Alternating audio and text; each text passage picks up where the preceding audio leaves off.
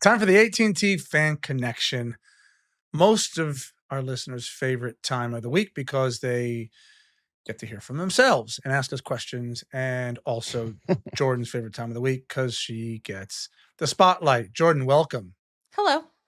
Jordan, who's older, you or Kevin Durant? Please shut up. What's your shirt say? Ask me about my podcast is what it says. Somebody gave it to me as a gift, and I don't want to wear it in public because I literally don't want anyone to speak to me ever.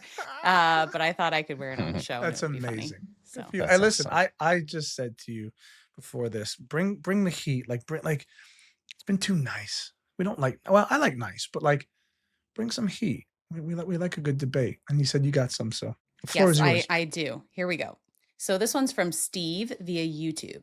I want to know why the FIFA club games are on the worst possible app. Don't they want people to watch these games? Soccer is so ridiculous. How many apps people need to have to watch all of these games? At some point, the middle finger is just going to rise up and not look back. Well, I would say, as a general statement, I understand and agree, but it's on DAZN, right? I believe that's right, yeah. It's on DAZN, and it's free. So I understand the problem here. Now, if afterwards you don't want to keep paying or you don't want to pay or whatever, that's fine. But literally, they're streaming it free. So I will say, Steve, there's a lot of soccer competitions and there are a lot of paywalls. I get it. I subscribe to some of them because I want to see the games too. Yeah, it's a little bit of a headache. So I hear you on that. I hear you. I'm not really sure of what the short-term answer is, but yeah. The short-term answer is just download it. It's free. But after that, if you don't want to, I get it. I get it. True. I don't know, dude. This is business stuff, Steve. It's over our head. This one's from Leo via email. I was at your live show and really enjoyed the experience. Thanks for coming, Leo. Nice. My question to you guys is, do we know why the Club World Cup games are being played at odd hours, like 12 or 3? Players are saying that the summer heat is affecting them, which we talked about earlier. Why aren't games in the U.S. played like in Europe where the games start at like 8 or 9? So the easy answer is just TV, and they want to make sure every game's on TV. So you're going to see this next year, by the way. Games will most likely, I would think, be like 12, 3, 6, 9. And that's how it was in Qatar too. It's just so they can get everything on TV because they don't want people missing the games. So that's the answer. Right. And the problem it's the right answer, LD. The problem is also when you start to dig much deeper, it's about television slots. It's about global television slots, right? So we begin to play our games at night so that nightfall can come and the heat can go down. Then they're trying to broadcast to the rest of the world and they're mostly asleep. So it's not always a perfect science, but there is a method to the madness. Yeah, it's tricky with time zones. Yeah. Like it just makes it difficult. It's never going to be perfect. It's just part of the deal. This one's from Philip via email. First, I want to say how much I love the show. I haven't missed a single one. Yeah.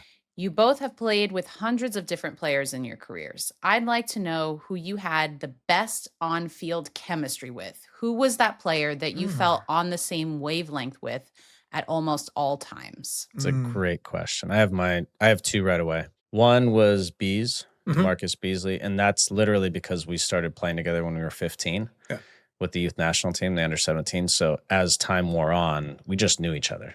I knew exactly how he wanted the ball, where he wanted it, timing, everything.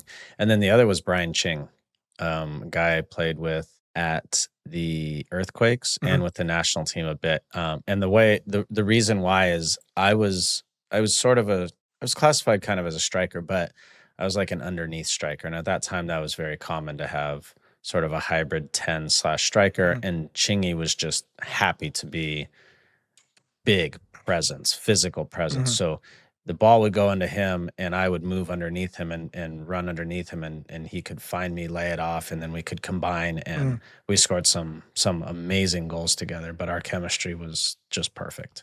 For me, Phil Jagielka at Everton. I played with, he was my center back, and I played with Sylvain Distin and Julian Lescott and for equal amounts of times. I think Julian for like 4 years, and I think Sylvain for 5 or 6, something like that. But I played with Phil Jagielka, Jags, for a really long stretch.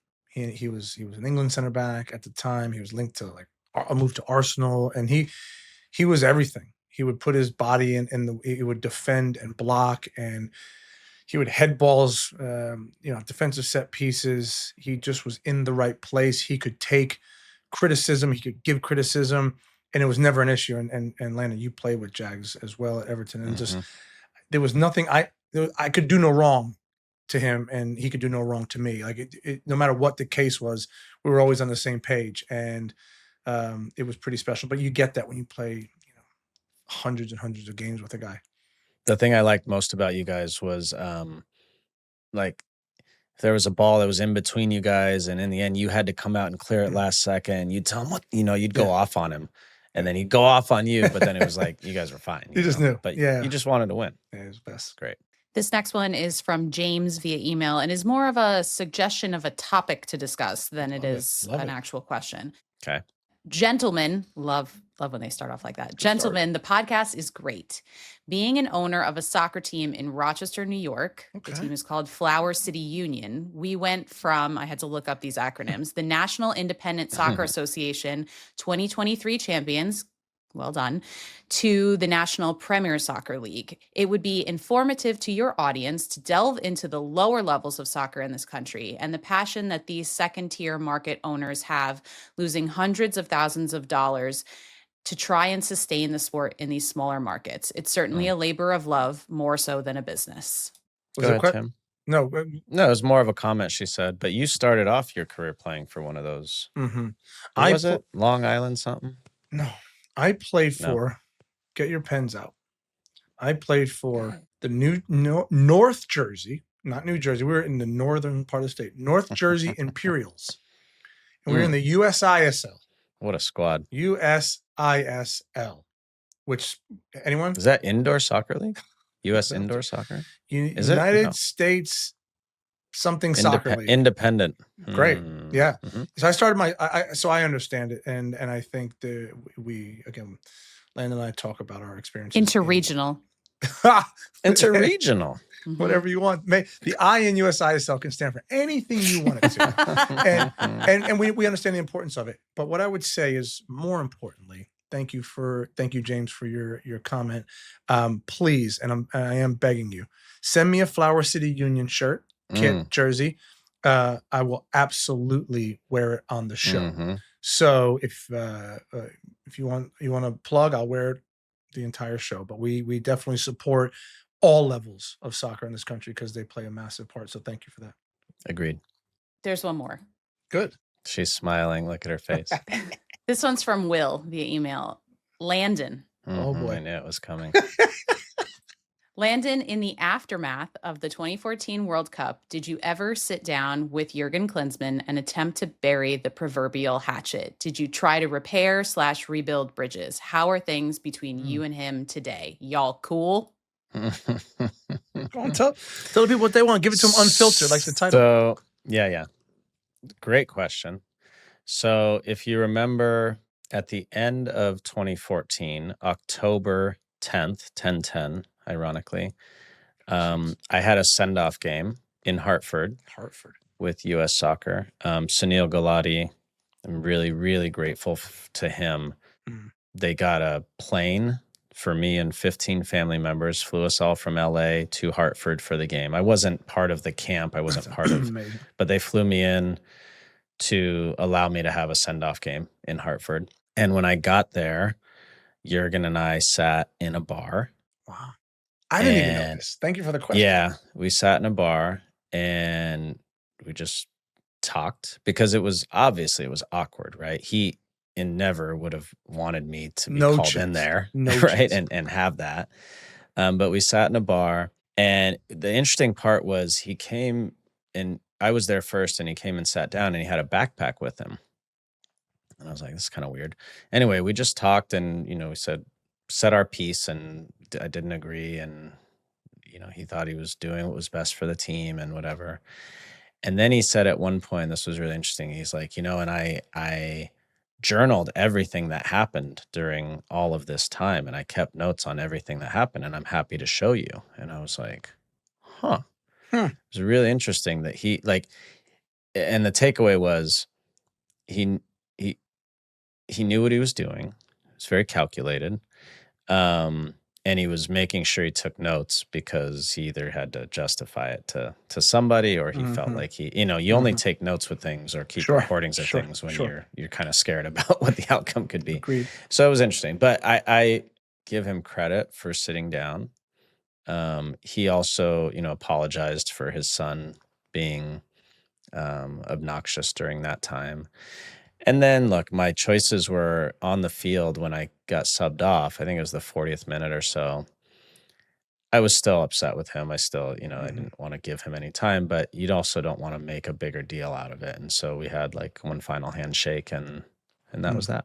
So let me ask you this. Let me follow up. So you played 40 minutes in that game, by the way?